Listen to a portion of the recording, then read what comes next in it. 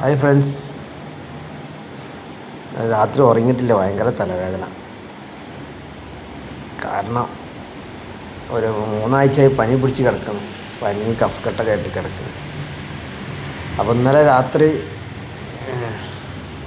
ആ പിറവം പുഴയിലേക്ക് ചാടി മരിച്ച ആ ഒരു സീനുണ്ടല്ലോ, ആ കണ്ണ് കാണാത്ത ചേച്ചിയും ചേച്ചീൻ്റെ ഭർത്താവും 2 കുട്ടികളും ആകെ ടെൻഷനാക്കി. പാവം, ഒരു നേരത്തെ അന്നം പോലും കിട്ടാത്ത, പിന്നെ കിടക്കാനൊരു ഇടമില്ല.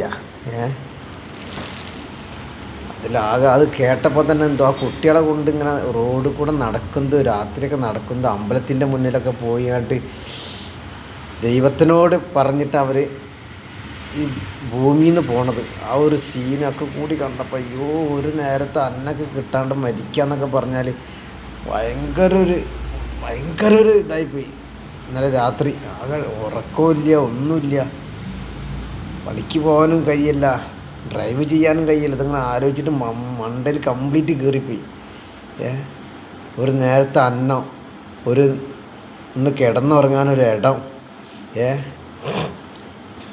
അറിയാഞ്ഞിട്ട് ചോദിക്കുകയാണ്. ഇവരെ പഞ്ചായത്ത് മെമ്പർമാരൊന്നും ഈ പഞ്ചായത്തിലൊക്കെ, ഇവരെ വാർഡിലൊക്കെ ഒന്ന് അന്വേഷിക്കേണ്ട, എത്ര ആൾക്കാർ എങ്ങനെ കഷ്ടപ്പെട്ട് ജീവിക്കണം എന്നുള്ളത്.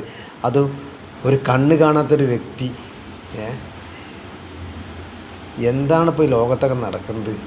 എത്ര പാവപ്പെട്ട് പണിക്ക് പോകാൻ കഴിയാത്ത, അത് കണ്ണ് കാണാത്ത വ്യക്തി, പണിക്ക് പോകാൻ കഴിയില്ല.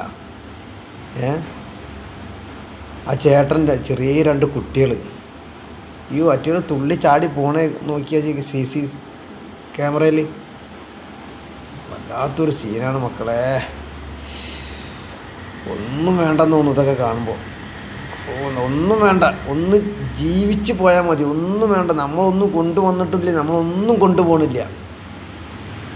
ഞാനൊക്കെ നീ സത്യം പറയുകയാണെങ്കിൽ, ഞാൻ പണി ചെയ്യുന്ന ഒരു ഭാഗം ഞാൻ എവിടെയെങ്കിലും കാണുന്ന പാവങ്ങൾക്ക് ഞാൻ ചെയ്യലുണ്ട് കേട്ടോ. ആ കാണുമ്പോൾ വയ്യാത്ത ആരെങ്കിലും കാണുമ്പോൾ ഞാൻ കൊടുക്കലുണ്ട്. ചോറും മേടിച്ച് കൊടുക്കലുണ്ട്, ചായയൊക്കെ മേടിച്ച് കൊടുക്കലുണ്ട്. ഇനി ഞാൻ എൻ്റെ ശമ്പളത്തിൽ നിന്ന്, എനിക്ക് കിട്ടുന്ന ശമ്പളത്തിൽ നിന്ന് ഒരു ഭാഗം ഞാൻ എൻ്റെ കൺമുമ്പിൽ കാണുന്ന ആൾക്കാർക്ക് ഞാൻ കൊടുത്തിരിക്കും. ഇതൊക്കെ കാണുമ്പോണ്ടല്ലോ മനുഷ്യന് വല്ലാതെ തലവേദന ആകണം. എന്തിനാ ഭൂമിയിൽ നമ്മളൊക്കെ ജീവിക്കുന്നത്? പട്ടിണി കിടക്കുക, ഒരു ദിവസമൊക്കെ പട്ടിണി കിടക്കുക, അതൊക്കെ ജീവിതത്തിലൊരു ഭാഗമാണ്. ആ ചെറിയ കുട്ടികളെ വെച്ച് ഇങ്ങോട്ട് അയ്യോ, ഭയങ്കര ടെൻഷനായി പോയിരുന്നു. ഉറക്കമില്ല, ഒന്നും ചെയ്യാൻ പറ്റുന്നില്ല. ഓക്കെ.